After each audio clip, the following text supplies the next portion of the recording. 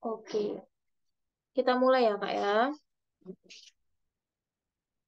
Soal yang pertama, perawat melakukan kunjungan rumah pada keluarga Tuan A yang memiliki anak balita yang saat ini terkena babil dan anaknya tampak sesak.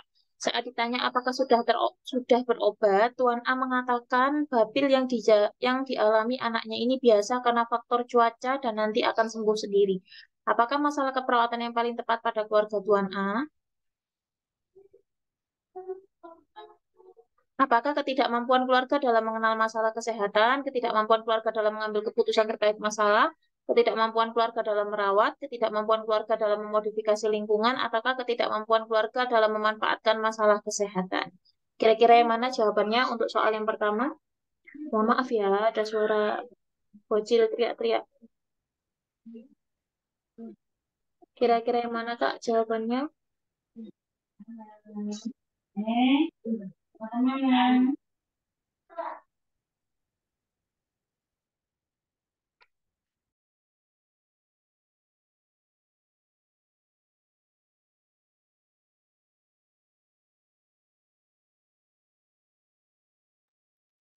Yuk, jawabannya apa yuk Kak? Jawabannya yang mana? Tak kasih waktu 1 menit ya.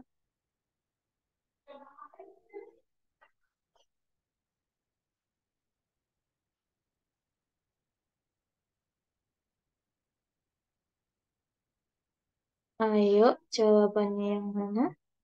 Kira-kira jawabannya yang mana?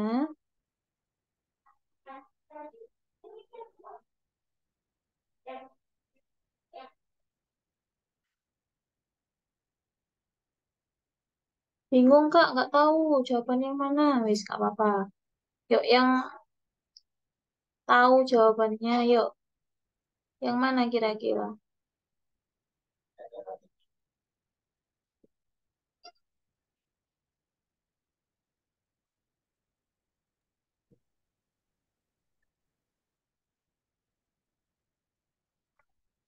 Oke, kita bahas aja ya. Jadi, fungsi perawatan keluarga itu ada 5 item, Kak. Fungsi perawatan keluarga itu ada 5 item, mulai dari bagaimana keluarga itu mengenal masalah kesehatan, kemudian bagaimana keluarga dalam mengambil keputusan terkait masalah, kemudian merawat keluarga yang sakit, memodifikasi lingkungan, dan memanfaatkan masalah kesehatan.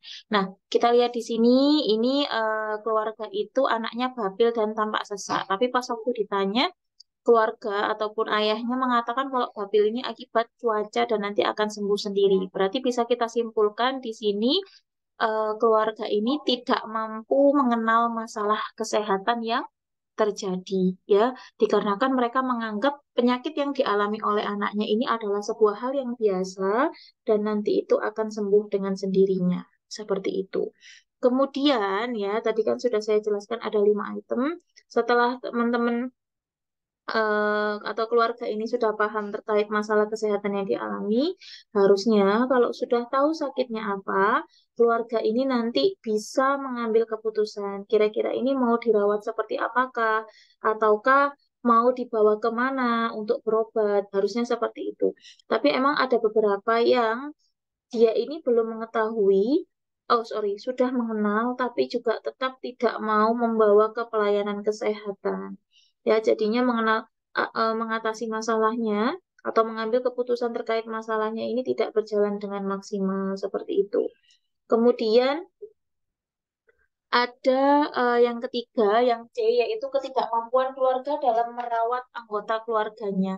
Maksudnya gimana? Nah, ini sudah tahu masalahnya. Semisal sudah tahu hipertensi, sudah berobat, tapi pihak keluarga ini nggak tahu cara merawatnya. Dalam artian mungkin dari pola makan yang dilakukan sehari-hari, baik itu makan, kemudian mungkin olahraganya, itu keluarga tidak mampu mengingatkan kepada yang bersangkutan atau pasien untuk menjaga pola makannya ataupun untuk menjaga atau untuk tetap beraktivitas atau berolahraga seperti itu.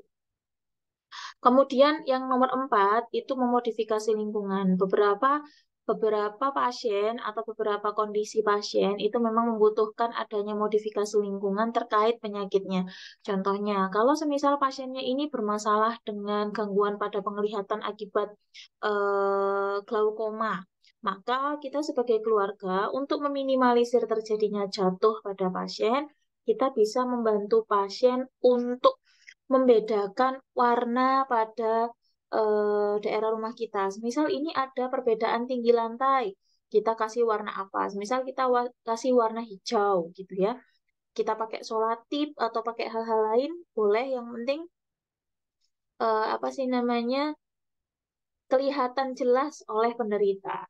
Kemudian semisal ini takutnya nanti jatuh kalau nggak pegangan ke kamar mandi, kita bantu juga untuk pengadaan pegangan pada kamar mandinya, ataupun diberikan pegangan, ataupun diberikan keset yang anti slip di kamar mandinya. Itu juga termasuk di modifikasi lingkungan.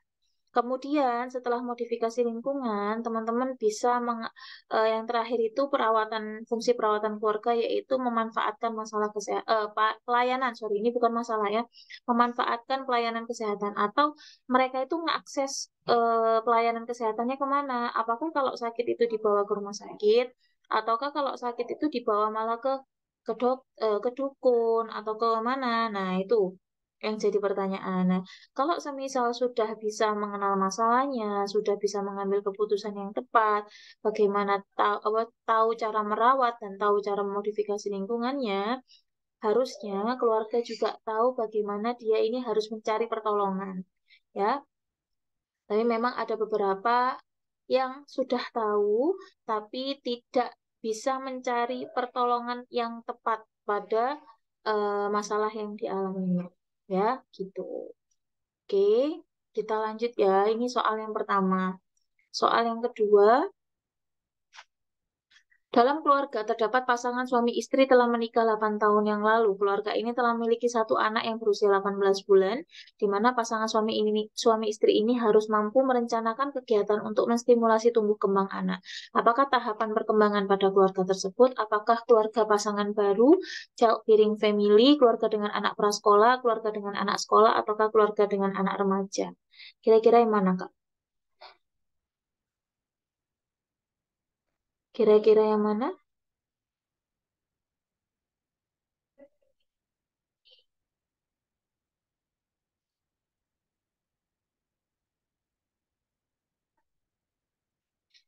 Ayo, yang mana kira-kira? Yuk jawab di kolom komentar ya, Kak ya.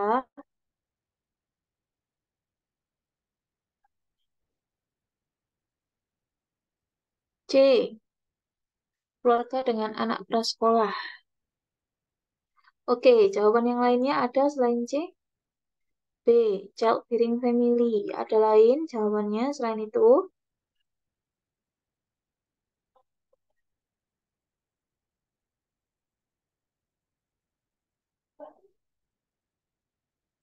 Ada yang lain?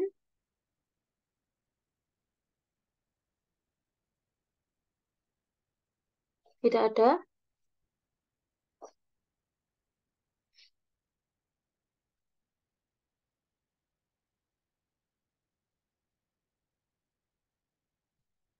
Oke, kita bahas teman-teman ya. Jadi untuk tahap perkembangan keluarga itu ada 8 tahap. Tahap yang pertama itu keluarga dengan pasangan baru, kemudian ada child bearing family, anak prasekolah, anak sekolah, anak remaja, keluarga dewasa, keluarga middle age, dan terakhir itu keluarga usila. Nah, siap nggak Papa Kak? Nah, di sini karena anaknya, nah ini nih, Zek, Zek. Kata kuncinya adalah teman-teman lihat anak pertamanya. Anak pertamanya usia berapa? Nah, itu yang dijadikan patokan untuk menentukan tahapan perkembangan keluarga. Di sini anaknya baru satu, usia 18 bulan. Nah, 18 bulan itu masuknya di child bearing family. Aku jelaskan satu persatu ya, teman-teman ya. Jadi keluarga dengan keluarga pasangan baru alias keluarga baru menikah itu berarti belum punya anak dan mereka masih merencanakan untuk memiliki seorang anak. Itu keluarga pasangan baru. Nah, pada keluarga pasangan baru ini tugas perkembangannya adalah ya tadi merencanakan untuk memiliki momongan, kemudian meningkatkan hubungan suami istri yang harmonis, kayak gitu. Terus kemudian hubungan dengan keluarga antara keluarga besar itu juga harus harmonis juga. Itu keluarga pasangan baru. Kemudian ada child bearing family itu memiliki anak berusia antara 0 sampai 30 bulan. Jadi kalau anaknya itu masih usia di antara atau di bawah 30 bulan, anak pertamanya, berarti otomatis pasien ini memiliki atau tahapan keluarganya yaitu child bearing family. Kemudian ada keluarga dengan anak prasekolah. Setelah child bearing family masuk ke anak prasekolah. 30 bulan itu kan 2,5 tahun ya kakak ya. Kalau udah 2,5 tahun ke atas sampai 5 tahun itu masuknya prasekolah, di mana kita harus mulai membantu anak-anak untuk bersosialisasi. Kemudian kita ajarkan dia untuk mulai hidup mandiri, ajarin makan, minum, ke kamar mandi sendiri. Itu masuk di anak prasekolah. Kemudian anak sekolah. Nah, anak sekolah itu 6 sampai 12 tahun. Di sini juga kita fokuskan untuk menambah ilmu pendidikan mereka atau ilmu pengetahuan mereka agar mereka itu lebih maksimal dan bisa menyerap apapun yang sudah diajarkan kepada mereka di sekolah. Itu fungsi dan tahap perkembangan keluarga di bagian keluarga dengan anak sekolah. Kemudian setelah itu ada keluarga dengan anak remaja. Nah, keluarga dengan anak remaja ini usianya mulai 13 sampai 20 tahun. Biasanya keluarga dengan anak remaja ini banyak polemik yang terjadi antara orang tua dengan anak remaja. Mungkin kalau semisal beberapa teman-teman sudah memiliki anak dengan usia remaja, memang sangat susah sekali untuk menghandle anak dengan usia 13 sampai 20 tahun. Kenapa? Karena pusat mereka atau pusat perhatian mereka itu tertuju pada bagaimana mereka bisa berinteraksi dengan maksimal dengan teman-teman seusianya, tapi tidak dengan orang tuanya. Nah, di sini kita sebagai orang tua harus bisa mengambil peran agar kita itu masih tetap dibutuhkan oleh anak-anak kita di saat usia remaja. Ya, biar apa? Tujuannya kalau misal kita itu bisa jadi teman mereka yang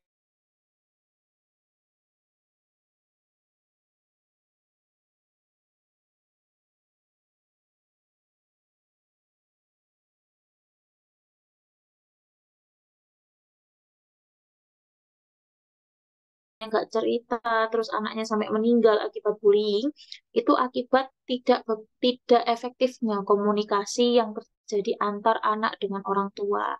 Ya, itu biasanya ada di stage keluarga dengan anak remaja. Kemudian setelah itu ada keluarga dengan usia dewasa. Nah, keluarga keluarga dengan usia dewasa itu patokannya adalah anak pertama meninggalkan rumah. Jadi semisal anaknya tiga orang, anak yang pertama ini sudah menikah. Kemudian dia belum keluar dari rumah orang tuanya, itu berarti belum keluarga dengan usia dewasa. Kak izin sebentar ada telepon ya.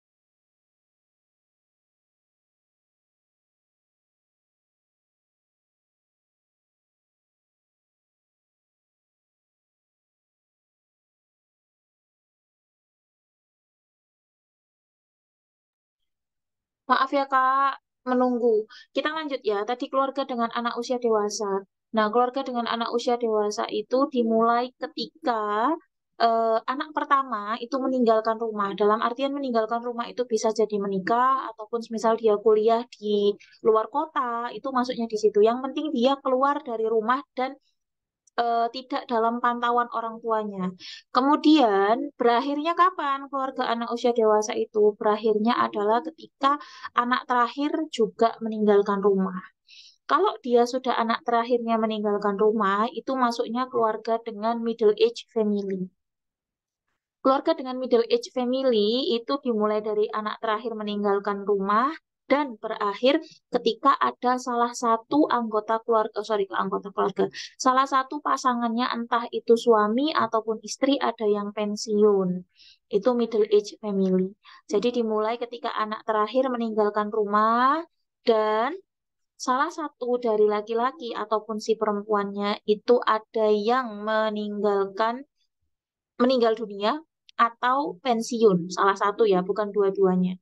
Kemudian setelah salah satu ada yang pensiun ataupun ada yang meninggal, itu masuklah di tahap keluarga usila atau keluarga usia lanjut. Nah, keluarga usia lanjut tadi dimulai ketika salah satu ada yang pensiun ataupun salah satu ada yang meninggal dan berakhir sampai di tahap mereka itu dua-duanya meninggal.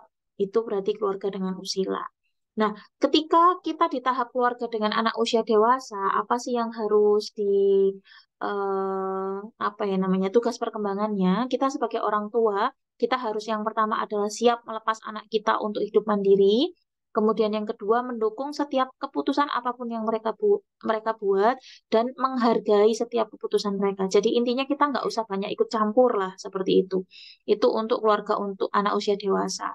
Usia menengah pun sama, dan biasanya di usia menengah ini kita mempersiapkan untuk masa pensiun. Jadi mulai dari mempersiapkan mental kita, kalau misal nanti nggak kerja kita mau ngapain, ataupun kalau nanti misal udah nggak kerja dapat income-nya dari mana, itu di keluarga menengah atau keluarga middle age family. Kemudian kalau yang di keluarga dengan usia lanjut, itu biasanya life review. Life review itu ngapain sih Kak? Jadi life review itu kayak gini nih Kak. Biasanya kan orang-orang tua itu kan nganggur ya, tidak bekerja di rumah aja. Kemudian mereka itu biasanya sambil ngobrol-ngobrol, kalau memang pasangannya masih ada, itu sambil cerita-cerita masa lalu. Kemudian mengingat-ingat, ataupun kalau memang ada album foto, mereka itu akan review fotonya pas waktu masa muda, itu namanya live review. Nah, kalau pada masa mudanya itu mereka adalah sosok sosok yang aktif, sosok yang istilahnya itu pekerjaannya banyak, orang yang sibuk, dan sudah tercapai segala macam keinginannya, dia itu akan merasa bahagia pada saat di pada tahap usila atau di usia lanjutnya. Tapi ada beberapa orang yang mungkin ada kegagalan ataupun hal-hal yang belum bisa dia capai saat dia muda, di tahap itulah, di tahap usila ini akan biasanya muncul rasa depresi atau kayak merasa terpuruk, merasa dulu tuh ngapain aja, merasa kayak nggak berguna dan lain-lain. Itu biasanya muncul. Nah, ini yang biasanya sering membuat apa sih namanya, sering membuat seorang lansia itu merasa kayak sedih, berkepanjangan, berduka. Nah, itu biasanya mengarahnya ke situ. Tapi ada juga yang kalau dulunya itu berhasil, aktif, dulunya giat, tapi pas waktu lansia nggak ngapa-ngapain, itu juga bisa menimbulkan kesedihan yang luar biasa pada lansia. Makanya kenapa di lansia ada pengkajian terkait depression scale menggunakan GDS, itu salah satunya untuk mendeteksi apakah si lansia ini dengan kondisi yang saat ini mulai adanya penurunan kondisi psikologinya, kondisi fisiologisnya, dan keuangan pastinya, apakah bisa menimbulkan depresi atau tidak. Kayak gitu. Ya, ini nanti materinya ada, Kak. Ada materi. Sekarang kita lanjut. Nomor, loh kok, oh sebenarnya nomor 3 ya. Nomor 3, berdasarkan hasil pengkajian pada keluarga Bapak yang berusia 30 tahun, Bapak ini mengeluh mual muntah dan badannya berwarna kuning sejak 5 hari yang lalu dan sudah didiagnosa mengalami hepatitis A. Bapak masih bergantian alat makan dengan keluarga yang lainnya. Apakah data utama yang harus dikaji pada keluarga tersebut? Apakah A, pengetahuan keluarga tentang hepatitis, Kemampuan keluarga menata ruangan, kemampuan keluarga mengambil keputusan, cara merawat anggota keluarga yang menderita hepatitis, ataukah kebiasaan keluarga untuk berobat secara rutin di fasilitas kesehatan? Kira-kira yang mana jawabannya?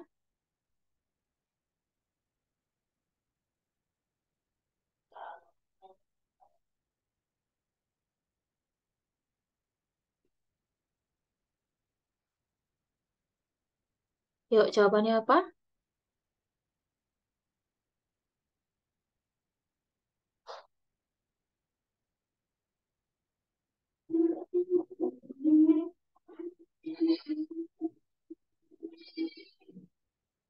Yuk, jawaban yang mana? Kak, jawaban yang mana?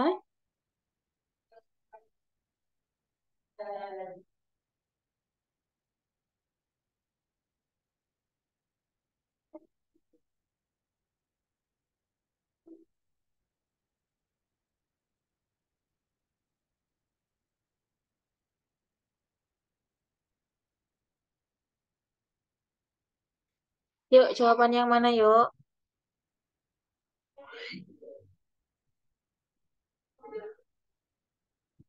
Ayo, ada yang mau jawab lagi?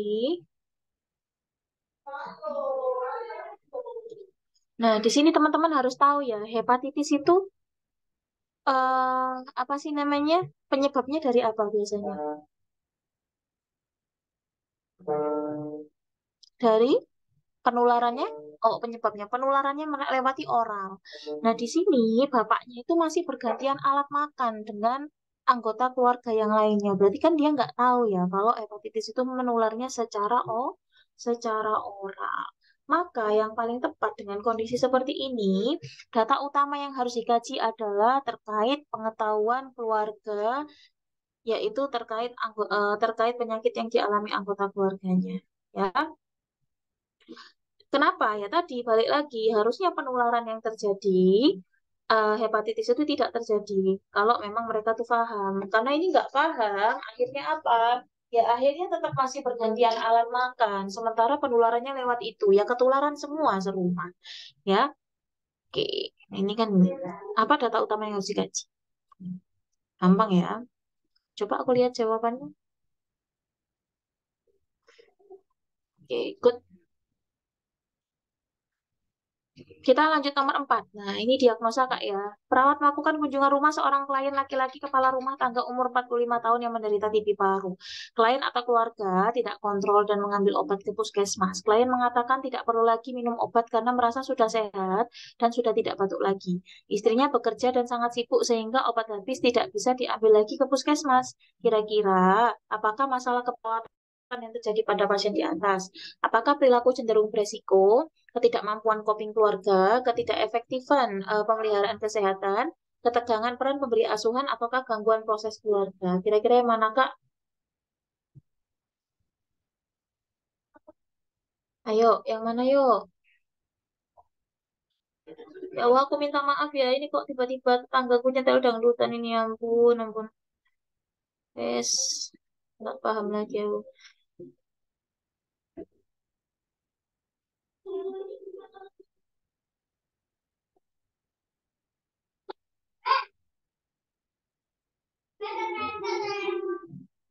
Yuk, jawabannya yang mana, Kak?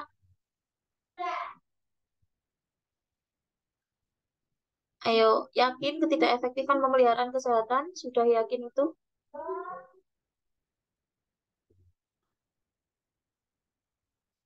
Sudah yakin itu? Gak ada jawaban lain selain itu?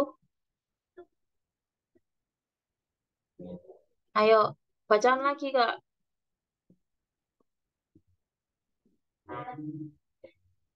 Ayo, bacaan lagi, Kak. Yang mana?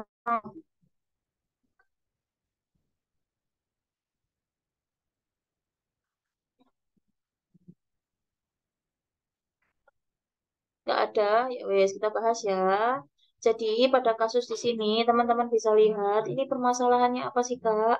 Permasalahannya adalah di sini itu orangnya ini sudah sakit TB. Kemudian dia ini tidak kontrol ataupun tidak mengambil obat. Kemudian pasiennya juga merasa dia itu sudah sehat yang pertama. Terus keluarganya ini juga karena terlalu sibuk bekerja sehingga obat habisnya ini nggak diambil lagi ke pihak puskesmasnya. Maka apa yang terjadi di sini adalah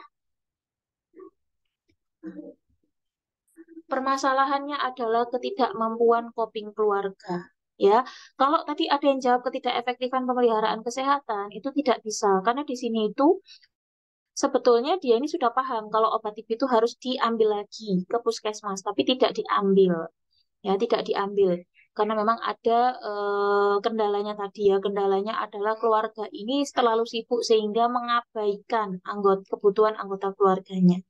Nah, diagnosa keperawatan keluarga itu memang ada beberapa yang mirip dengan komunitas. Tapi ketika kondisinya seperti ini, sudah terjadi masalah, kemudian pihak keluarganya ini tidak ya, tidak bisa membantu ataupun support dalam proses perawatan ataupun pengobatannya, itu masuknya di ketidakmampuan coping keluarga.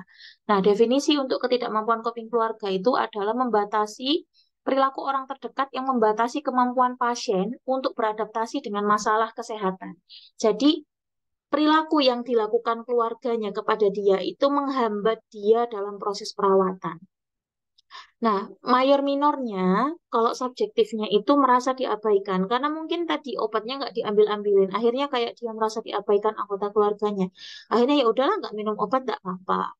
Kemudian tidak memenuhi kebutuhan anggota keluarganya. Harusnya, setahu saya ya, kalau pasien-pasien TB itu sudah apa ya namanya, sudah diprogramkan oleh pihak puskesmas untuk sebulan sekali datang untuk ngambil obat ataupun kontrol.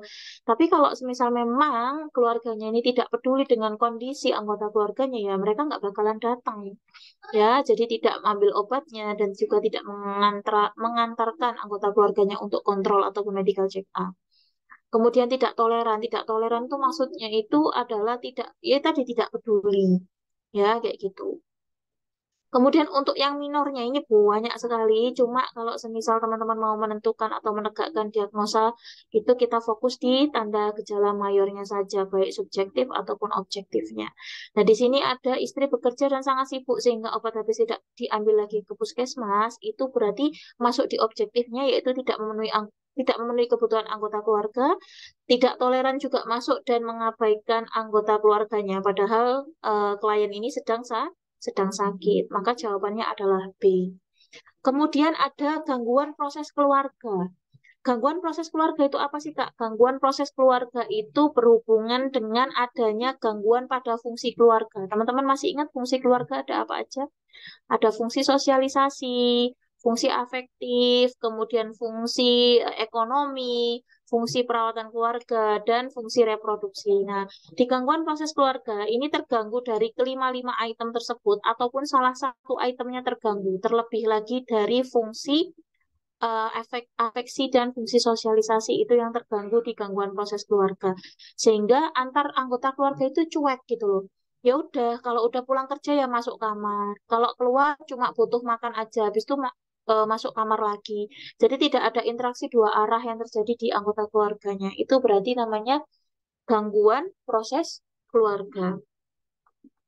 Kemudian ada yang namanya ketidakmampuan ketegangan peran pemberi asuhan. Nah, ketegangan peran pemberi asuhan itu berhubungan adanya si caregiver ataupun keluarga itu merasa kayak tidak bisa melakukan perawatan tersebut di rumah. Contohnya semisal orang tuanya ini kena stroke. Kan nggak mungkin selamanya di rumah sakit toh, harus balik ke rumah. Nah, ini tuh pas waktu dia mau dibawa pulang ke rumah, itu anaknya ketakutan, takut nanti itu kambuh penyakitnya, atau takut nanti nggak bisa ngerawat, kemudian takut semisal perawatan yang dilakukan tidak maksimal, itu namanya ketegangan peran pemberi asuhan. Jadi ada rasa tegang yang muncul ketika dia diberikan peran dalam memberikan asuhan ataupun dalam merawat anggota keluarga yang sakit. Gitu. Oke, untuk yang lainnya hampir mirip dengan komunitas ya.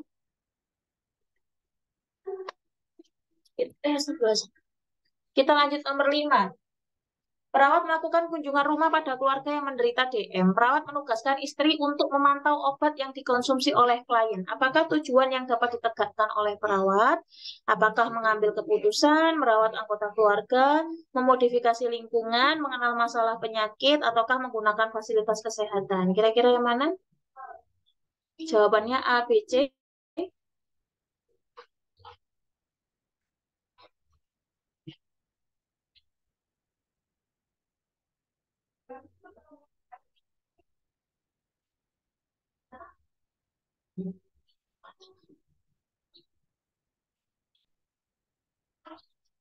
Yuk, jawabannya yang mana?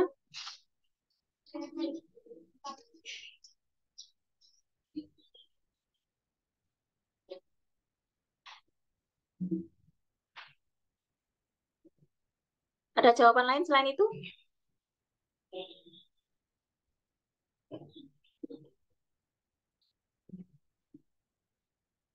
Oke, kita bahas ya Kak ya. Di sini itu istrinya dijadikan PM, PM, PMO ya, atau pengawas minum obat. Nah, untuk pengawas minum obat ini berarti mengaplikasikan fungsi keluarga yang mana Kak?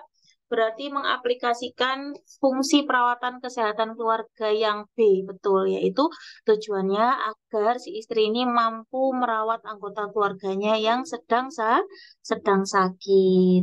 Bagi yang baru masuk, fungsi perawatan kesehatan keluarga itu ada 5 Kak ya. Dari mengenal masalah kesehatan yang pertama.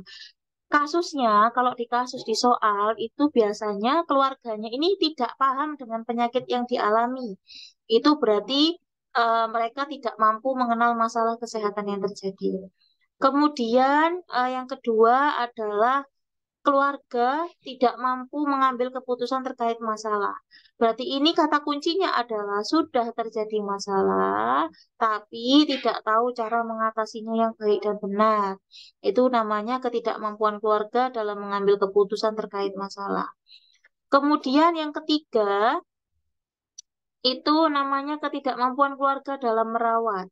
Kata kuncinya adalah sudah tahu masalah, ada masalah, kemudian tahu cara mengatasinya, tapi nggak bisa merawat anggota keluarga yang sakit. Jadi, wis ngerti, oh ini hipertensi, minum obat setiap hari, tapi masaknya tetap asin, itu berarti nomor tiganya ini dia nggak mampu. Ya, kemudian ketidakmampuan keluarga dalam memodifikasi lingkungan. Nah, itu maksudnya apa? Tadi kalau semisal ada anggota keluarganya yang sakit ataupun post stroke, harusnya ini kan dia bisa ya dan mengerti cara perawatannya.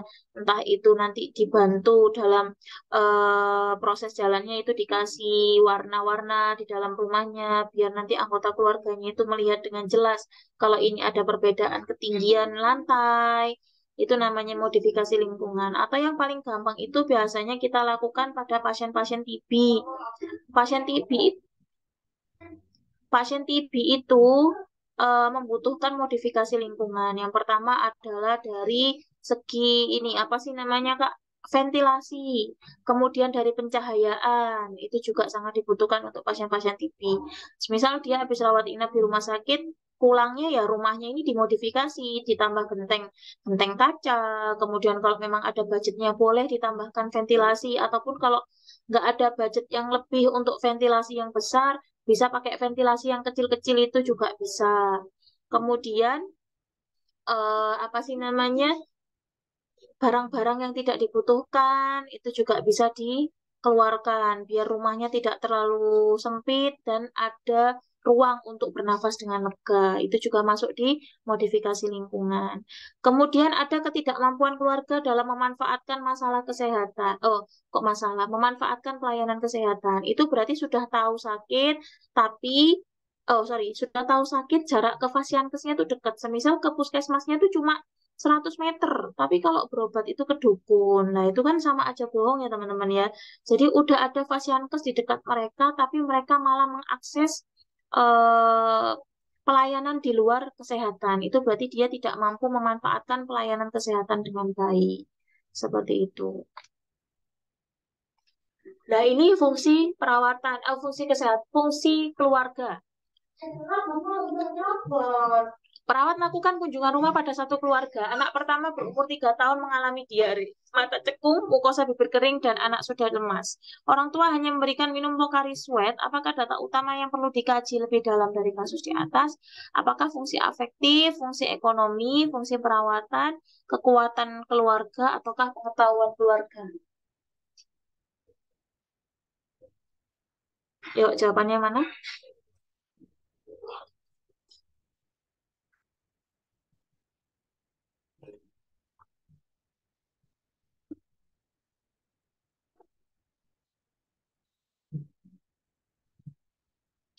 Ayo, jawabannya mana, yuk?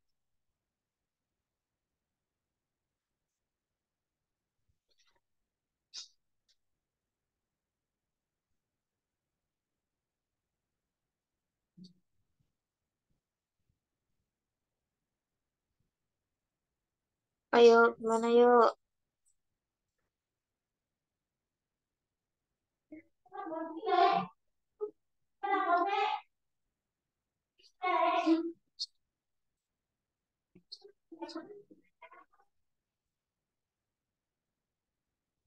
Yang dikaji adalah fungsi, betul, fungsi perawatan keluarga. Apa saja yang ditanyakan? Yang pertama, ini tadi kan sudah kena diare, kemudian dehidrasi. Ya kita tanyakan gimana kondisi kesehatan anggota keluarga yang lainnya. Kemudian yang dialami anak ini penyakitnya apa sih Bu kira-kira? Terus disebabkan oleh apa? Kita kaji terkait pengetahuannya. Kemudian setelah tahu pengetahuannya, kita kaji sikap mereka untuk mengatasi masalah yang terjadi dan pandangan keluarga terhadap PHBS ya atau hygiene sanitasinya itu seperti apa. Itu yang kita tanyakan ketika kita mengkaji fungsi perawatan keluarga yang berhubungan dengan adanya diare yang terjadi di sebuah keluarga. Gitu. Oke, good job. Kita lanjut. Soal nomor 7, perawat melakukan kunjungan rumah pada keluarga dengan lansia yang menderita stroke. Pasien sudah bisa berjalan sendiri, namun pelan dan menggunakan tongkat. Saat berjalan, pasien terjatuh akibat adanya ketinggian lantai yang berbeda. Apakah penyebab masalah yang dapat disimpulkan pada kasus di atas? Kira-kira yang mana?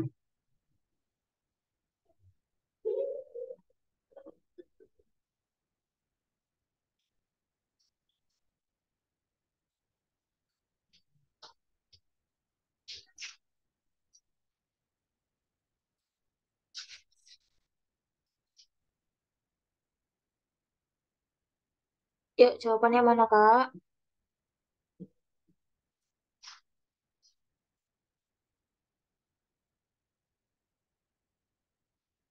Ayo, gampang banget ini.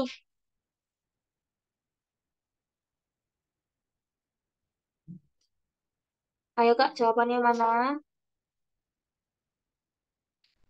Kak, jawabannya mana?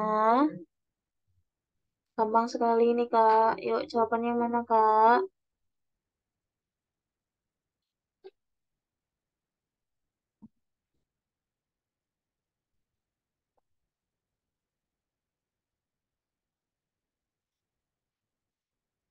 Ayo, jawabannya mana, yuk? Dia ini jatuh. Ya, pakai tongkat. Terus dia ini jatuh. Post stroke. Berarti A, B, C, D, E. Jelas sekali loh ya. Ayo, A, B, C, D, E. Kira-kira yang mana?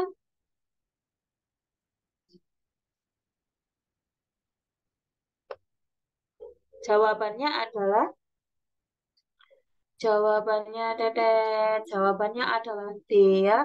Tadi kan sudah saya jelaskan. Jadi pada pasien-pasien post stroke itu memang membutuhkan modifikasi lingkungan. Kenapa? Yaitu tadi karena dalam kondisi seperti ini tuh mereka tuh tidak dalam kondisi yang fit, kondisinya itu kurang maksimal lah ya dalam melakukan kegiatan sehari-hari.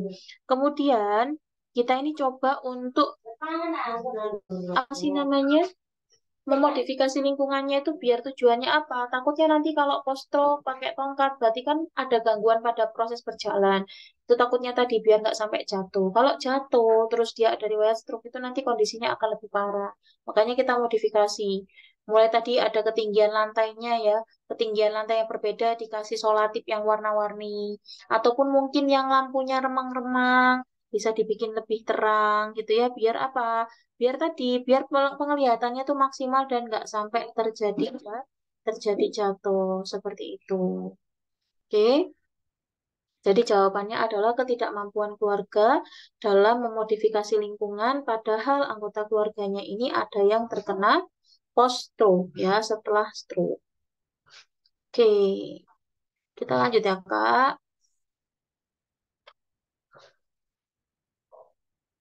Soal nomor 8. Tuan D menikah dengan Nyonya A, di mana masing-masing memiliki satu orang anak dari pernikahan sebelumnya. Saat ini Tuan D dan Nyonya A tinggal bersama menjadi satu keluarga, termasuk tipe keluarga apakah Tuan D ini? Apakah nuklear family, extended family, dyad family, single parent family, ataukah blended family? Kira-kira yang mana? Gampang ini Kak, yuk. Apa yuk? Ayo, apa ayo?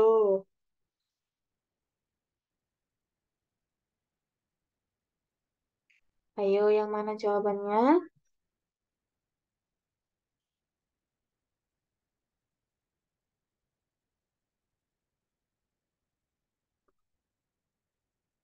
E. Yang benar E atau B?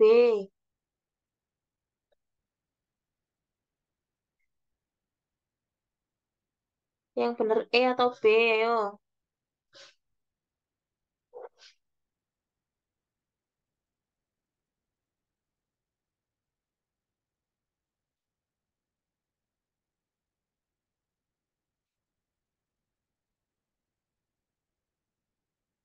Nah, sekarang teman-teman lihat di sini, ini tuh ceritanya adalah janda duda bersatu.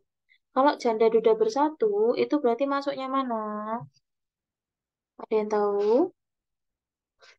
Nggak tahu, Kak. Jadi ketika mereka berdua bersatu, itu berarti dia ini masuknya di blended family. Loh, kok bisa blended family, Kak? Ya iya, karena mereka bawa masing-masing anggota keluarganya, hasil dari pernikahan sebelumnya. Ya, jadi itu namanya blended family. Oke, kemudian ada nuclear family. Kalau nuclear family itu keluarga inti, Kak. Berarti suami, istri, anak itu nuclear family. Kemudian ada dyad family. Kalau dyad family itu dia keluarga yang terdiri dari suami, istri, tanpa anak yang hidup bersama dalam satu rumah. Intinya dyad family ini sudah menikah lama tapi belum diberikan anak. Kemudian ada keluarga dengan usia, pastinya dengan usia lanjut. Childless family. Nah, kalau childless family itu dia itu nggak punya anaknya itu gara-gara telat nikah. Jadi mungkin nikahnya itu usianya itu sangat tua ataupun sudah telat sekali. Akhirnya dia nggak dikasih karunia Allah, tidak diberikan anak kayak gitu. Kemudian ada extended family. Nah, kalau extended family itu berarti keluarga besar. Namanya keluarga besar itu berarti terdiri dari 3 generasi. Contohnya kakek nenek, ibu bapaknya, habis itu anak. Itu namanya extended family. Ya, jadi intinya ada 3 generasi dalam satu rumah tersebut. Kemudian ada commuter family. Kalau commuter family itu adalah kalau aku gampangnya nyebutnya itu keluarga keluarga LDR. Kenapa tak bilang LDR? Ya karena mungkin suaminya tinggal di sebuah kota lain, terus akunya di Gresik.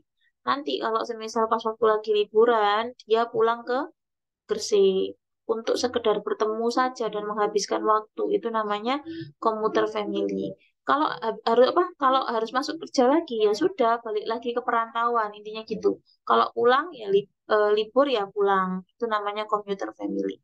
Dan masih banyak tipe-tipe yang lain nanti di materi Anda. Kita lanjut ya, biar nanti kebagian yang apa sih namanya itu terapi komplementer ini. Ini tadi penjelasan yang saya jelaskan. Nomor 9. Perawat melakukan kunjungan rumah keluarga klien anak berusia 2 tahun pasca rawat inap karena DBD. Saat melaksanakan kunjungan rumah, perawat memberdayakan keluarga untuk melaksanakan 3M+. Apakah intervensi yang dilakukan oleh perawat? Apakah A, B, C, D, E? Yuk, jawabannya mana yuk?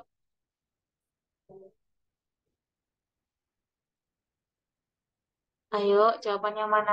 Mereka ini membudayakan perilaku 3M.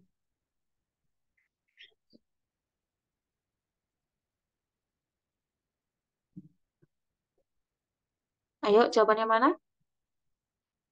Jawabannya adalah D ya, modifikasi lingkungan. Nah, ini tadi modifikasi lingkungan selain pasien-pasien stroke, pasien TBC, pasien pos demam berdarah itu juga harus melakukan modifikasi lingkungan.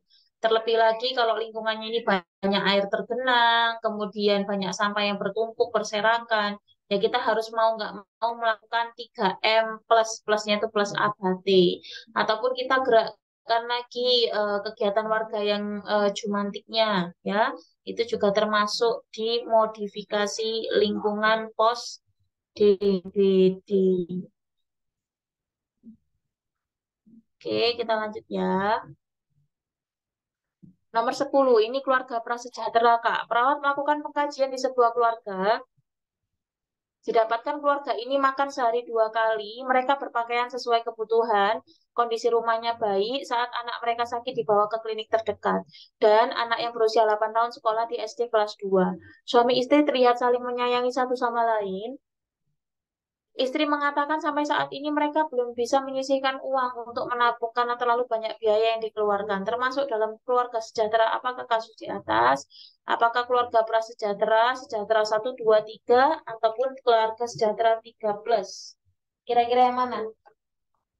Di sini tak jelasin pembedanya masing-masing.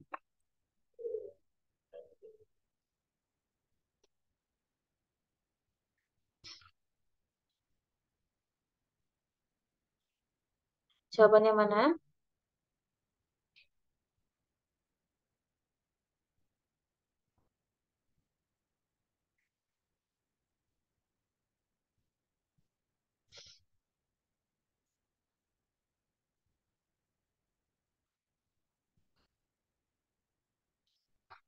Jawabannya mana? Ada yang tahu atau pas menyerah? Aku nggak tahu, Kak.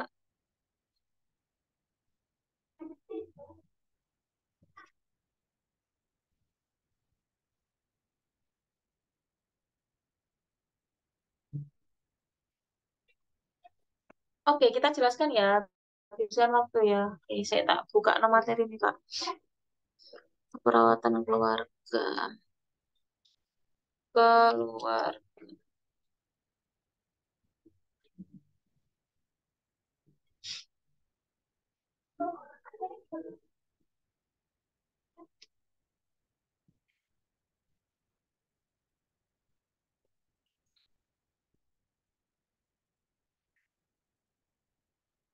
Video materi ini.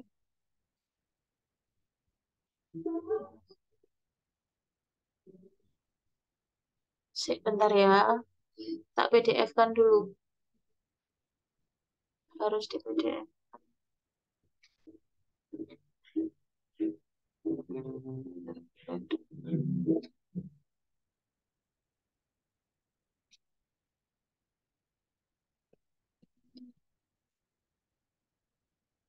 Hmm.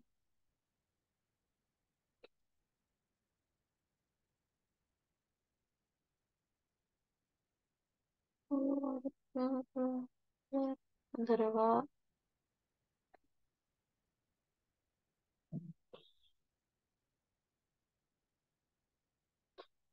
Mana nih?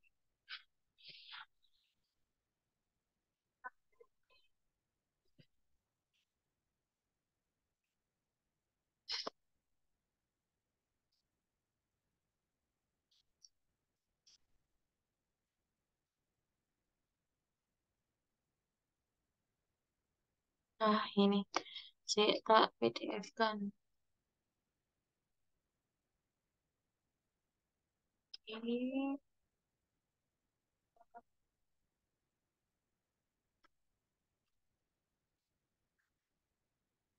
Nah, ini tadi tipe keluarga, kemudian struktur sih. Kita lanjut ke ini tadi. Tingkat kemandirian. Nah ini ya, konsep keluarga sejahtera. Konsep keluarga sejahtera. Keluarga sejahtera itu apa sih, Kak? Keluarga yang dibentuk berdasarkan atas perkawinan yang sah pastinya. dan mampu memenuhi kebutuhan hidup spiritual dan material yang layak, bertakwa pada Tuhan Yang Maha Esa, memiliki hubungan yang serasi, selaras, dan seimbang. Nah, di sini keluarga sejahtera itu ada yang namanya keluarga prasejahtera, sejahtera satu, sejahtera dua, sejahtera tiga, dan sejahtera tiga plus. Gimana sih Kak cara membedakannya? Saya jelaskan satu-satu terlebih dahulu, nanti saya kasih tahu cara atau triknya untuk membedakan masing-masing tingkatan keluarga prasejahtera. Nah, tahapan keluarga prasejahtera itu adalah keluarga yang belum bisa memenuhi salah satu dari 5 kebutuhan dasar. Yang paling harus teman-teman pahami, 5 kebutuhan dasarnya itu apa aja sih? Yang pertama adalah keluarga ini mampu makan sehari lebih dari 2 kali atau 2 kali sehari atau lebih. Itu yang pertama.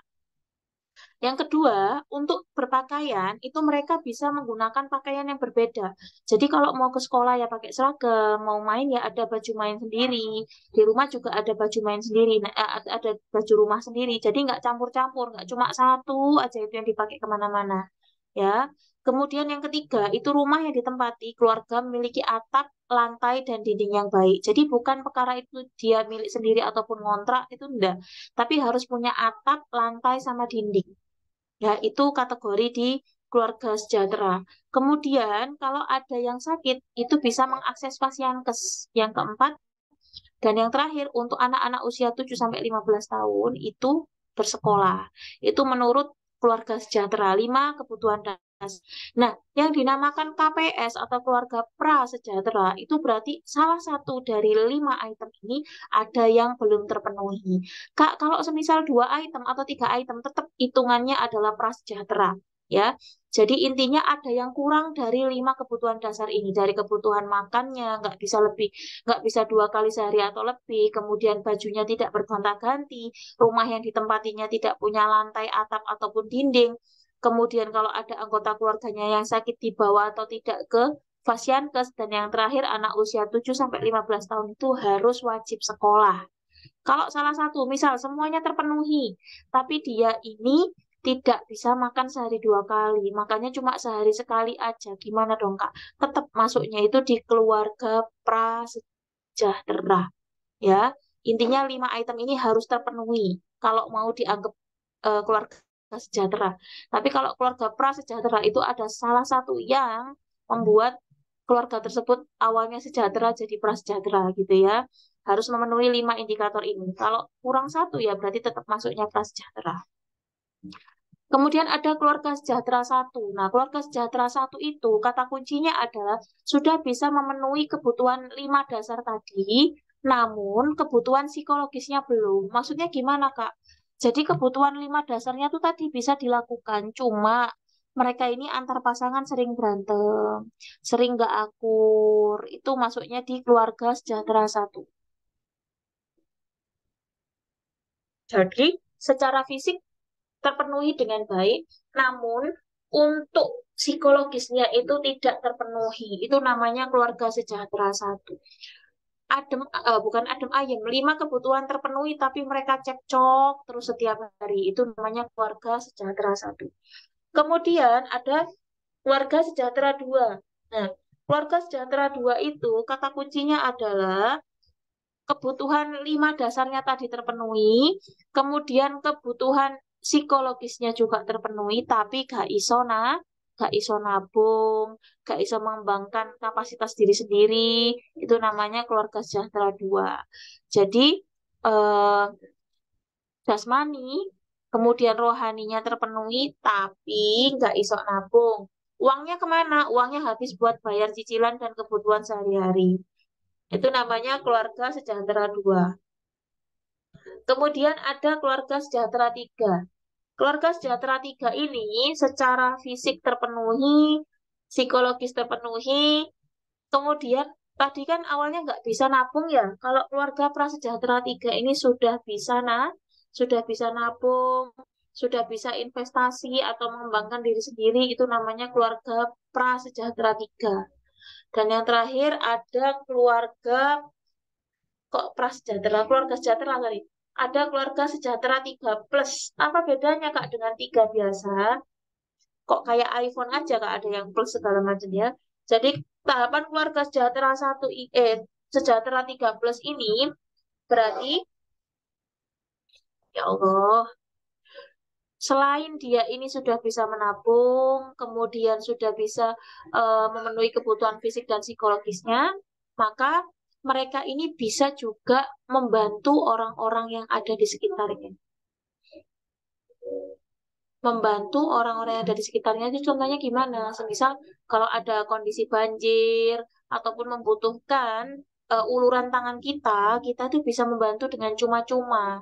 Itu namanya tahapan keluarga sejahtera 13.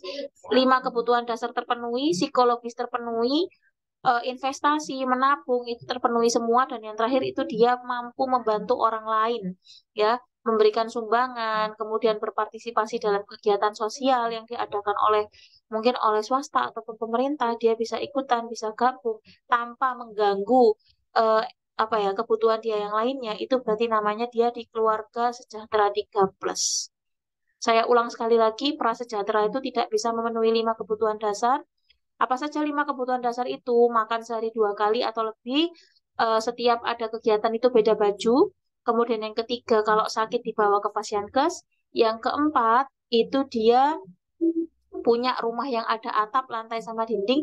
Dan yang terakhir adalah anak usia 7 sampai 15 tahun di sekolah. Ya, itu 5 kebutuhan dasar. Nah, prasejahtera berarti kurang dari 5. Entah itu 4, 3, 2, 1. Terserah, pokoknya kurang dari 5. Kemudian ada keluarga sejahtera satu. Sejahtera satu itu kata kuncinya adalah bisa memenuhi kebutuhan fisiologis, tapi psikologisnya tidak bisa. Kemudian keluarga sejahtera 2 itu bisa memenuhi kebutuhan fisik atau psikologis. Oh, sorry, oh, psikologis, fisiologis, psikologisnya juga bisa. Cuma dia ini nggak iso nabung. Itu keluarga sejahtera 2. Kalau keluarga sejahtera 3 itu bisa nabung bedanya. Bisa nabung dan bisa melakukan investasi. Dan yang terakhir untuk keluarga sejahtera 13 itu dia fokusnya adalah sudah mulai membantu orang-orang lain dalam melakukan aksi sosial tanpa mengganggu kebutuhan-kebutuhan dia yang lainnya. Itu namanya tahapan keluarga sejahtera 13. Ya, oke. Kita balik ke soal dulu.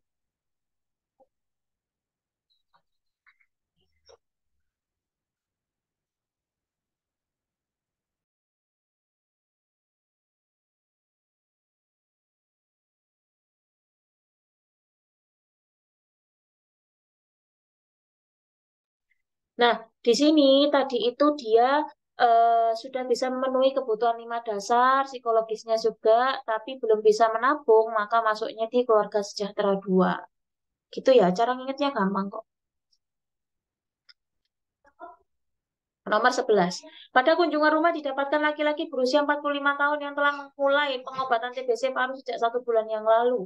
Hasil anamnesanya, klien tidak mau minum obat sejak 4 hari karena merasa sudah sehat. Keluarga mengatakan nasihat keluarga untuk tetap minum obat itu diabaikan. Apakah diagnosanya? Gampang ini Kak, ayo Kak.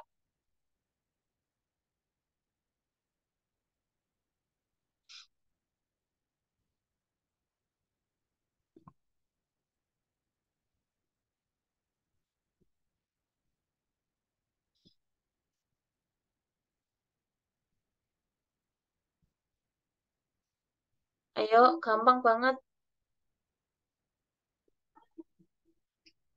Kira-kira apa yo?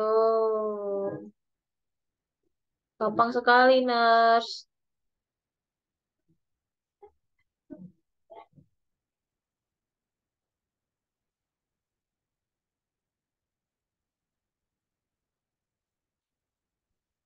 Jadi jawabannya adalah dikarenakan di sini itu dia itu kena TBC, suruh minum obat ndak mau, wes diingatkan juga tetap ndak mau, maka dia ini masuknya adalah di betul ketidakpatuhan.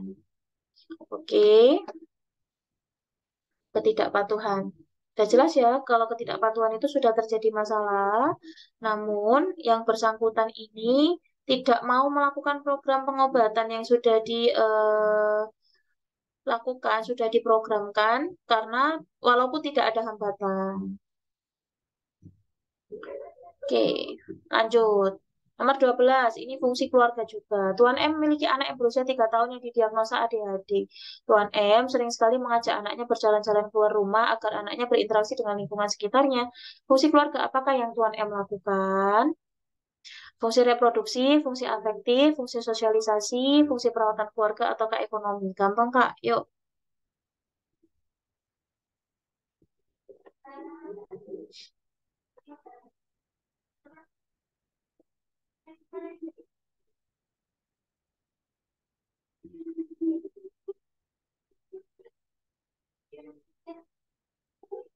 Yuk, yang mana jawabannya?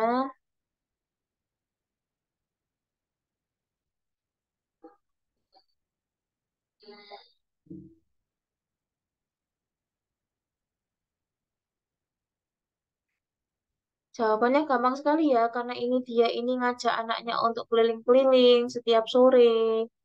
Ya, intinya ini biasanya dilakukan oleh bapak-bapak ya, kalau lagi libur kerja ataupun mungkin dia masuknya siang, pasti dia nih ngeliling-ngelilingin anaknya nih, entah jalan-jalan atau bawa sepeda ontel. Nah, itu tujuannya adalah salah satunya yaitu untuk so, fungsi sosialisasi. Betul ya, fungsi sosialisasi. Nah, ini saya jelaskan terkait fungsi keluarga. Fungsi keluarga itu ada yang pertama fungsi reproduksi. Pastinya fungsi reproduksi Kak ya, karena kita ingin menambah itu masuknya fungsi reproduksi. Kemudian ada fungsi afektif. Fungsi afektif itu saling sayang, saling asuh, saling menghormati, itu fungsi afektif. Kemudian fungsi sosialisasi itu melatih anak untuk hidup bersosialisasi sebelum meninggalkan rumah. Dan ini kita mulai ketika anak-anak itu sudah usia toddler ya, 3 tahun, itu kita ajarkan untuk bersosialisasi dengan baik, dengan teman sebaya, dengan orang yang lebih tua, ataupun yang lebih muda. Dengan tujuannya ya nanti biar dia itu mandiri kalau misal kita udah nggak ada. Kemudian ada fungsi perawatan keluarga, itu mempertahankan kesehatan anggota keluarga atau merawat keluarga yang sakit. Yang tadi ada 5 item tadi ya, mengenal masalah kesehatan, pengambilan keputusan, kemudian merawat anggota keluarga yang sakit, modifikasi lingkungan, dan yang terakhir itu tadi memanfaatkan pelayanan kesehatan. Oke, kemudian yang terakhir ada fungsi ekonomi. Fungsi ekonomi fungsi ekonomi itu dia lebih berhubungan dengan yang pastinya uang ya. Uangnya ini mau diapain, uang income-nya, kemudian keluarnya berapa, itu semuanya diatur di fungsi ekonomi. Nah, kalau misal ada yang terganggu di salah satu fungsi ini, nanti akan menimbulkan diagnosanya apa tadi, Kak? Kalau ada masalah di fungsi keluarga, diagnosanya apa tadi yang saya jelaskan? Fungsi apa tadi? Diagnosanya apa tadi? Kalau ada terganggu di salah satu fungsi ini, gangguan proses keluar keluarga. Ya. Oke, kita lanjut ya. Soal nomor 13. Nyonya E, 30 tahun memiliki 3 orang anak di mana ibu ini mengeluh sakit kepala, tengkuk terasa tegang, mual. Gejala ini muncul semenjak ibu sering begadang karena anaknya terbangun pada malam hari. Tensinya 180/90, heart rate-nya 97, RR-nya 26. Apakah tindakan yang harus dilakukan oleh perawat? Kira-kira yang mana?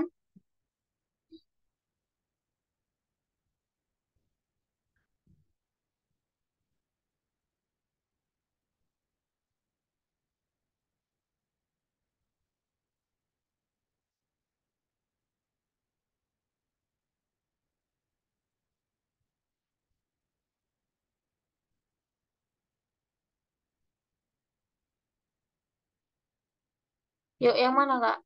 Kira-kira.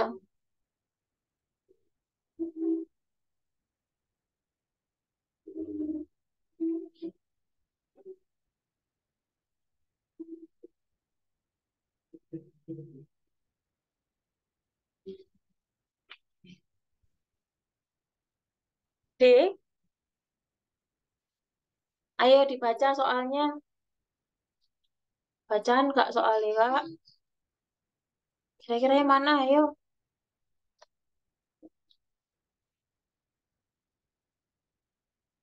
Ayo yang mana? Ayo.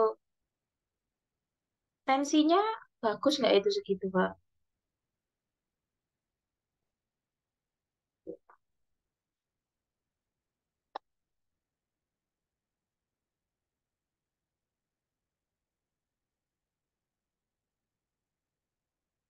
Ayo, tensinya tinggi loh, Kak. Jawabannya adalah C ya. Kenapa? Karena tensinya ini harus segera ditangani terlebih dahulu. Ya, kalau semisal teman-teman edukasi terkait kondisinya, kemudian kondisi fisiknya juga sudah tidak memungkinkan untuk menerima edukasi, tambah pusing pasiennya teman ya, tambah pusing. Jadi kita fokuskan untuk take action dulu, kita tangani dulu untuk tensinya yang tinggi ini. Takutnya apa? Takutnya nanti kepalanya, pembuluh darahnya efeknya apa? Bisa pecah ya kalau terlalu tinggi tekanan darahnya mengarah ke sana. Makanya ini jawaban yang paling tepat adalah C, yaitu kita lakukan perawatan secara langsung. Dengan cara apa? Kita bantu. Kalau semisal memang tidak ada obat-obatan di situ, kita bantu bisa apa aja tuh yang ada di rumah yang bisa kita gunakan untuk penurun tekanan darah. Kalau ada timun, boleh dikasih jus timun. Kalaupun semisal ibunya udah punya obat penurun tekanan darah di rumah, nggak pernah diminum ya, oh ya udah minumkan aja yang ada di situ saat itu. Ataupun kalau memang kita sudah ada kerjasama dengan dokter, kita tinggal telepon dok, ini pasiennya tensinya 180/90. Izin advice-nya diberikan obat apa ya dok? Kalau misal sudah dikasih advice ya kita berikan obat sesuai dengan advice dokternya dan jangan lupa teman-teman juga harus dokumentasi terkait tindakan yang sudah teman-teman lakukan gitu. Fokusnya turunin dulu tekanan darahnya. Kemungkinan kepalanya sakit, tengkuk terasa tegang, mual-mual, itu juga diakibatkan oleh peningkatan tekanan darah. Nah, tekanan darahnya ini meningkatnya ini akibat dia itu sering begadang tadi ya. Karena anaknya sering bangun pada malam hari gitu. Oke, jadi jawabannya adalah C. Kita lanjut nomor 14. Seorang nurse mengunjungi keluarga dengan Tuan T DM dengan luka gangren. Hasil pengkajian Tuan T ini mengatakan dia itu takut ditinggal oleh keluarganya. Istri akhirnya tidak mau merawat suaminya dan anak-anaknya pun tidak mau menjenguk ayahnya. Masalah keperawatannya apa ini? Apakah manajemen kesehatan keluarga tidak efektif, gangguan proses keluarga, penurunan coping keluarga, pemeliharaan kesehatan tidak efektif, ataukah resiko ketidakberdayaan?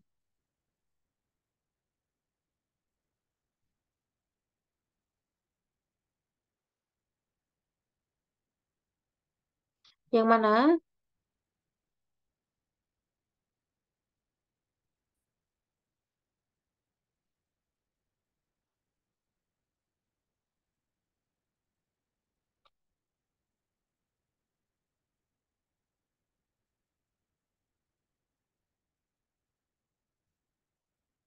Ayo, maksudnya yang mana? Gangguan proses keluarga enggak?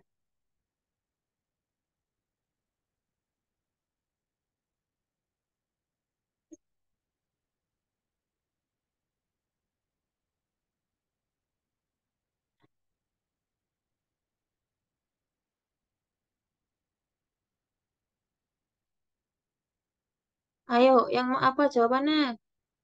Ini tuh punya gangren. Gangren itu kan pasti lama ya prosesnya ya, penyembuhannya. Nah, ini istrinya udah capek nih, nggak mau ngurus suaminya. Anak-anaknya juga nggak mau jenguk ayahnya. Kira-kira apa?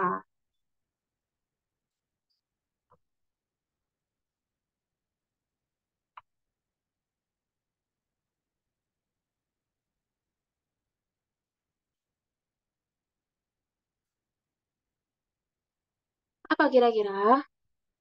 Pas, jawabannya adalah C, yaitu penurunan coping keluarga. Ya, penurunan coping keluarga. Kenapa? Karena di sini harusnya ya keluarga itu bisa membantu si pasien dalam proses penyembuhannya. Harusnya bisa bantu merawat suaminya saat suaminya sakit. Tapi ini akhirnya istrinya ini tidak mau bantu merawat, anak-anaknya juga tidak mau menjenguk. Kemudian muncullah rasa khawatir yang timbul akibat orang-orang terdekatnya ini menjauhinya. Ya, itu masuknya di subjektifnya. Kemudian objektifnya, eh, orang terdekat menarik diri dari klien ya tadi ya anaknya udah nggak mau ketemu, istrinya juga nggak mau ngerawat, itu juga masuknya di situ. Makanya di sini karena sudah masuk di tanda gejala mayor, oh sorry, gejala dan tanda mayornya baik subjektif objektifnya, maka diagnosa yang tepat adalah penurunan coping keluarga. Nah, penurunan coping keluarga ini ketidakadekuatan atau ketidakefektifan dukungan, rasa nyaman, dan motivasi orang yang ada orang terdekat yang ada di sekitarnya terkait apa yang dialami oleh klien. Harusnya, harusnya tadi kan sudah saya bilang ketika ada anggota keluarga yang memiliki penyakit dengan perawatan yang lama, seperti pasien-pasien DM dengan gangren, itu harusnya bisa memberikan support, entah itu hanya sebatas support secara verbal ataupun hadir dalam proses penyembuhannya. Nah, itu berarti copingnya bagus. Nah, di sini mereka malah menghindar ataupun tidak mau membantu. Sehingga itu diagnosa yang tepat adalah penurunan coping keluarga. Tadi kan di sini sudah saya jelaskan kalau gangguan proses keluarga itu berhubungan dengan adanya gangguan pada fungsi keluarga tadi. Kak, kemudian di sini ada manajemen kesehatan keluarga tidak efektif. Ini tuh hampir sama dengan manajemen kesehatan tidak efektif.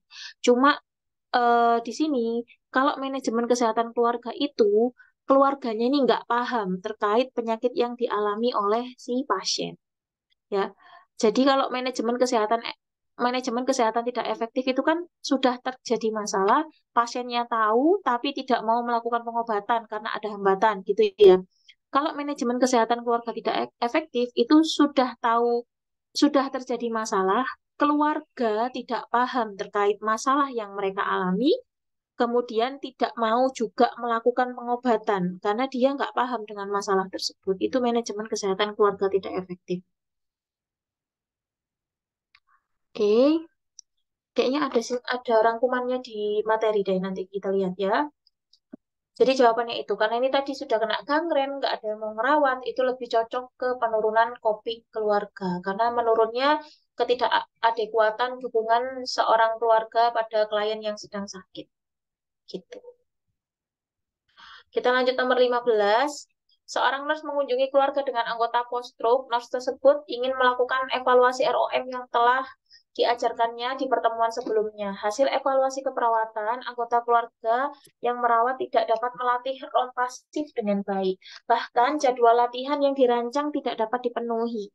Keluarga mengatakan terlalu sibuk bekerja hingga tidak mampu menerapkan program yang ditetapkan. Masalah keperawatannya apa? Apakah hambatan mobilitas fisik, ketidakpatuhan, manajemen kesehatan keluarga tidak efektif, gangguan proses keluarga, ataukah perilaku kesehatan cenderung beresiko?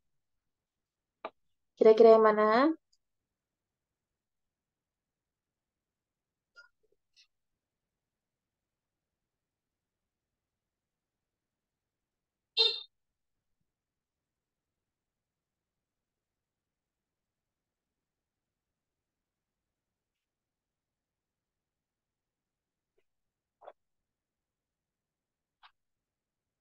Tadi baru tak ceritain. Apa ayo?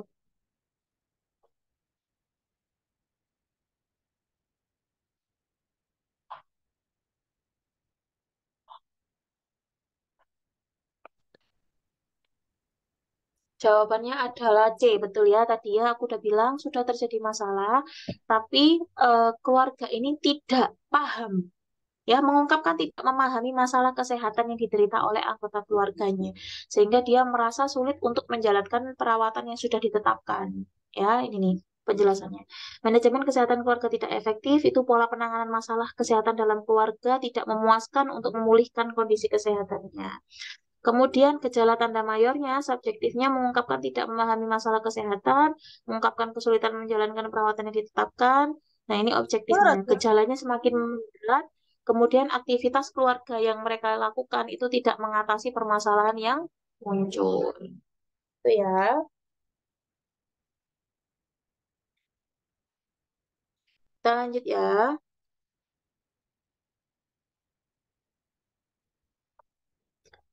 Nomor 16. Saat kunjungan rumah, perawat bertemu. Tadi nomor 17 atau 15? Oh, 16. Benar. Saat kunjungan rumah, perawat bertemu dengan seorang laki-laki berusia 78 tahun yang sudah menderita DM sejak 10 tahun. Hasil pengkajian, klien mengatakan bahwa saat ini masih mengkonsumsi obat untuk DM-nya. Di kaki kirinya terdapat luka yang berbau tidak sedap, tampak basah dan menghitam. Klien mengatakan tidak berani merawat lukanya sendiri karena takut salah.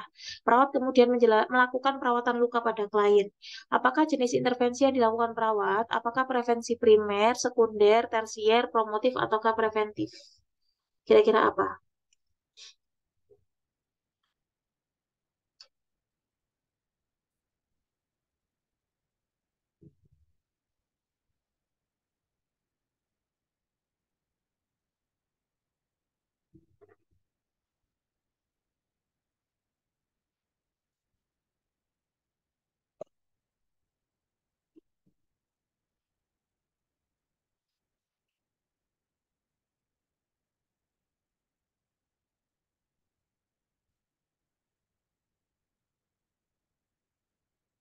Ayo, kok tersier? Ayo, perawatan luka itu apa? Ayo, perawatan secara langsung itu masuknya mana?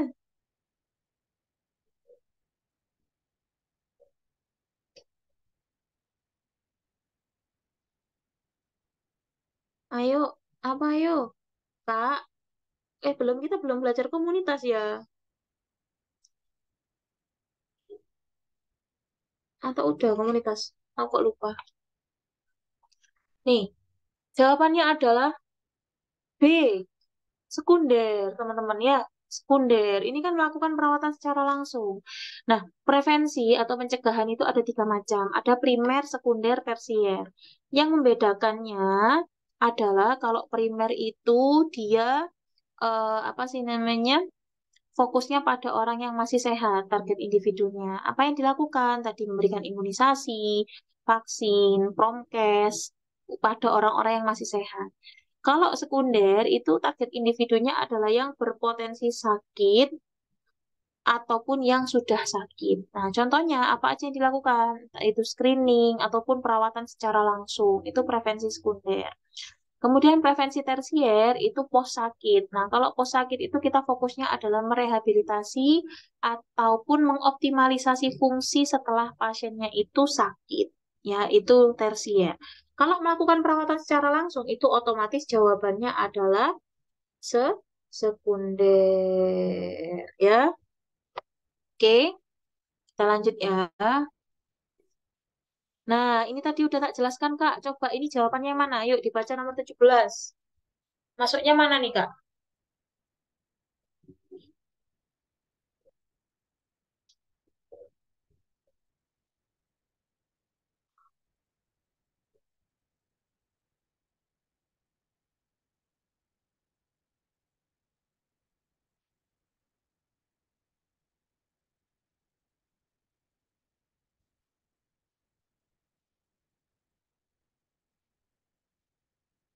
Ayo, jawabannya yang mana?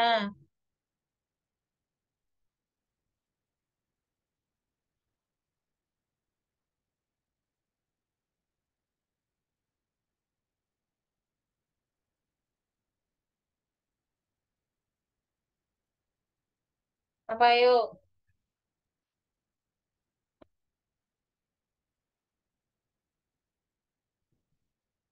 Ayo, tadi tak jelas nol ya. Keluarga sejahtera.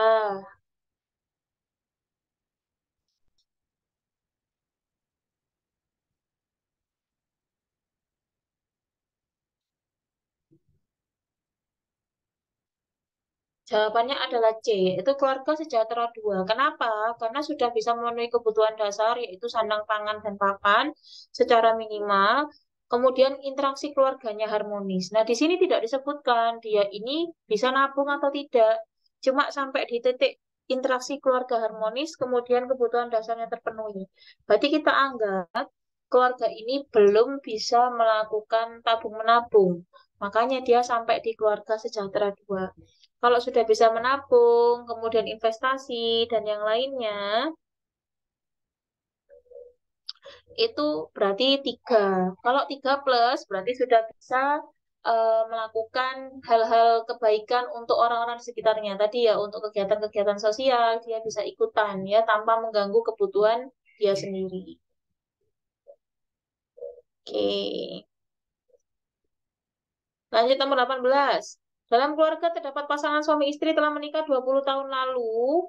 Keluarga ini memiliki dua orang anak yang berusia 35 dan 26. Anak pertama sudah tinggal di rumahnya sendiri. Apakah tahap perkembangan keluarga? Ini sudah tak jelaskan tadi. Masuknya di mana? Pasangan baru, childbearing family, prasekolah, dewasa, ataukah usia pertengahan?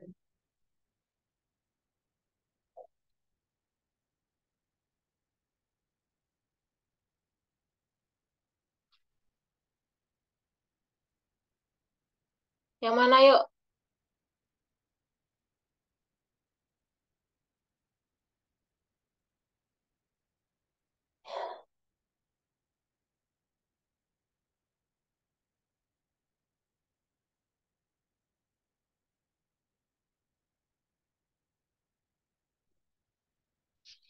Yuk, yang mana yuk? Anak pertama sudah tinggal di rumahnya sendiri. Yang umur 26 ini masih ikut orang tuanya berarti. Masuknya mana? Dewasa atau usia pertengahan?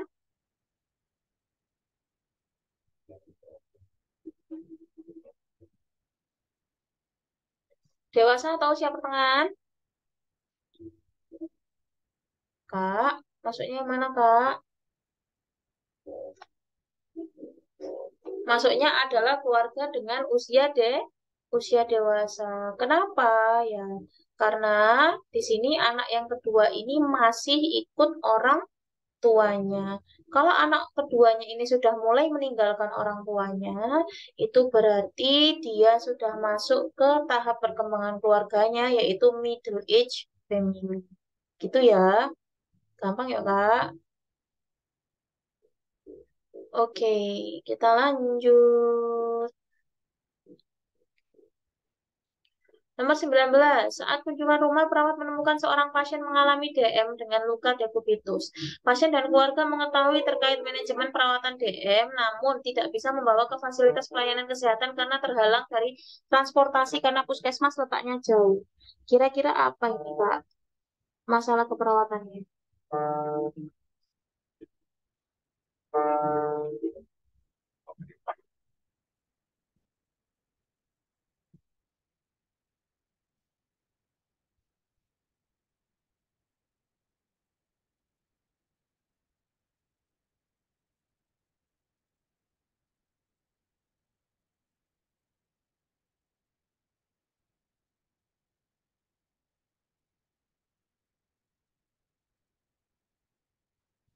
Yuk, jawabannya apa?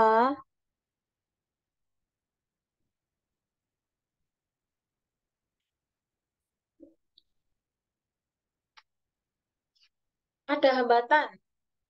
Berarti betul, manajemen kesehatan tidak efektif. Oke, kita review lagi ya, Kak ya.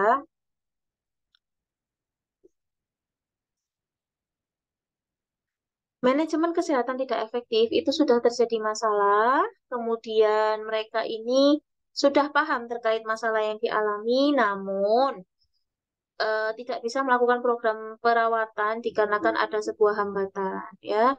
Kemudian kalau pemeliharaan kesehatan tidak efektif, itu berarti sudah terjadi masalah, mereka belum paham terkait apa yang mereka alami, sehingga perawatan yang dilakukan itu maksimal, ya.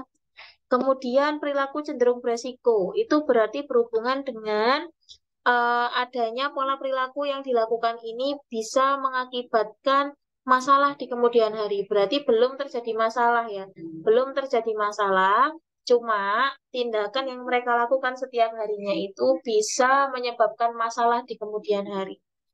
Kemudian ada defisit pengetahuan. Nah, defisit pengetahuan itu adanya kurang pengetahuan atau minim pengetahuan dengan tentang apa yang dialami dan biasanya pasien defisit pengetahuan itu lebih aktif dalam proses bertanya terkait kondisinya. Misal, aku ini kenapa ya? Aku ini sakit apa ya? Itu namanya defisit pengetahuan. Oke. Nomor 20, Kak. Seorang perawat sedang melakukan konseling penggunaan KB baru, sorry, imunisasi yang harus diberikan pada anak. Perawat sudah menjelaskan jenis-jenis imunisasi yang harus diberikan pada anak, namun dan memberikan kebebasan pada orang tua untuk menentukan apakah anaknya diimunisasi atau tidak. Apakah prinsip etik yang digunakan oleh perawat tersebut? Kira-kira yang mana?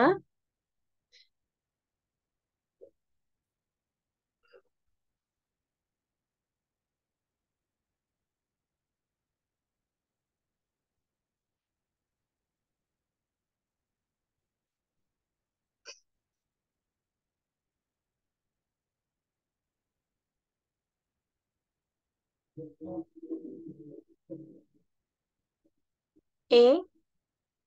Kenapa milih E?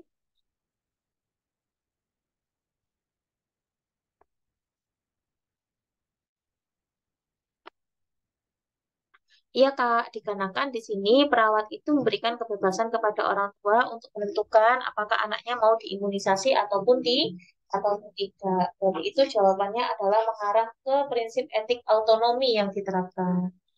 Oke, siap ya. Betul, jawabannya adalah autonomi ya. Atau otonomi, autonomi boleh sama aja ya. Nggak, eh, nggak ada bedanya. Oke, sudah selesai teman-teman untuk pembelajaran pada sore hari ini. Ini waktunya udah lebih lagi ya. Kalau yang komplementer itu isinya gini. Aku cuma materinya ya, belum. Soalnya belum. Nanti next kita bahas terkait komplementer sih. Kan ada video komplementer ini.